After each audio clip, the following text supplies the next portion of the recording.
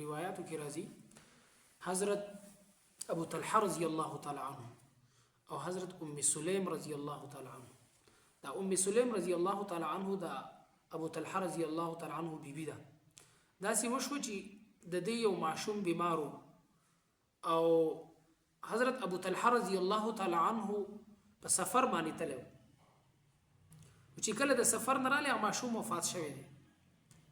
ابو طلحه رضی الله تعالی عنه ته خو پته ده چې زما معشوم و بیمارو تپوس یې وکړو د بیبي نه ام سلیم رضی الله عنها چې معشوم څنګه دی. نو دا خو هوښیاره بیبي وه د نبي علیه السلام په صحبت کې وخت تیر کړو. نو دی وی چې دروغ خو نشم ویلی او که رښتیا ویم نو د خاوند زړه ته به ټیس او نقصان رسی. نو دا یې ورته ووی چې معشوم اوس په آرام دی هغه وفات شوی نو څه ورته اوس هغه په آرام دی. به هر حال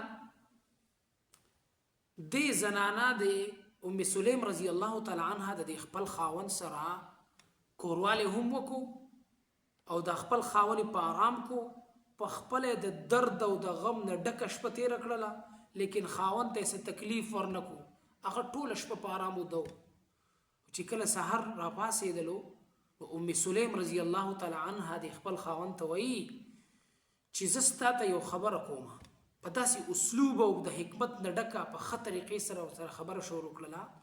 دا راته ووایي که څوک چاله امانت ورکي او بیا دې هغه امانت اخلي نو آیا دا امانت ورکول په خوشحالۍ پکار دی او که نه په بده باندې په تروش تندي باندې. نو ابو طلحه سې وی نه په ښه تندي باندې په روڼ تندي باندې پکار دی. نو دی ام سلیم رضی الله تعالی عنها ورته فرمایله الله چې موتاله کم امانت را کړی و ماشوم هغه الله اخیستی دی. دی ورته وی د الله بندي ما ته به دې مخکې